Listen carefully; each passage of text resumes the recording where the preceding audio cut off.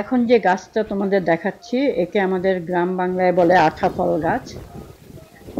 এমনি একে আমরা বলি সাধারণত বৌলা গাছ। বৌলা গাছের ইংলিশ নাম হলো ব্লুবেরি, আর এর বৈজ্ঞানিক নাম হলো কর্ডিয়া মিক্সা এল।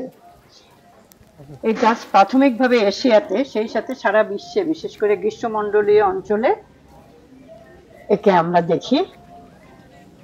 এটা আসলে প্রাকৃতিক ভাবেই হয় এইসব দেশে। বৌলা গাছ অ্যাসেডিয়ান পামও বলে এটাকে।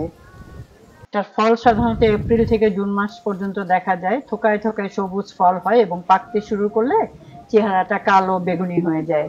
তখন এই ফল দিয়ে আসলে অনেক ধরনের কাজ হয়।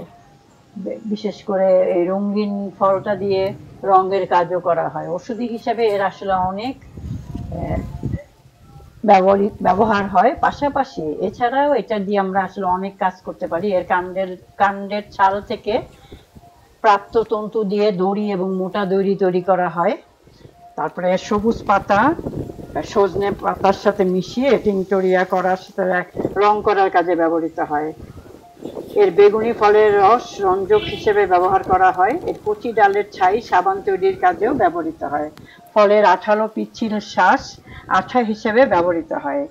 এছাড়া এই গাছের গাছ দিয়ে তো জ্বালানি হিসেবে ব্যবহৃত হয় এবং এর গাছের কাঠ দিয়ে কিছু আসবাব তৈরি করা হয়, নৌকা, বিভিন্ন কাজে আসলে এর কাঠ ব্যবহৃত হয়। এর পাতাটা আসলে একটু অন্যরকম সুন্দর, যেটা আসলে অন্যান্য অনেক গাছের ভিতরে আমরা দেখতে পাই না। দেখো পাতাটা কত সুন্দর, মানে একটু ওভাল টাইপের পাতা, এবং এর ফলগুলো আসলে খুবই সুন্দর সবুজ। মানে ফলগুলো কাঁচা অবস্থায় সবুজ থাকে, পাকলে এই ফলগুলো একদম কালচে বেগুনি হয়ে যায়। তখন এই ফলের রসটা রং করার কাজেও আসলে ব্যবহৃত হয়। এর আঠাটা নাকি বিভিন্ন ফাইলপত্রের কাজে ব্যবহৃত হয়, আঠা হিসেবে ব্যবহৃত হয়।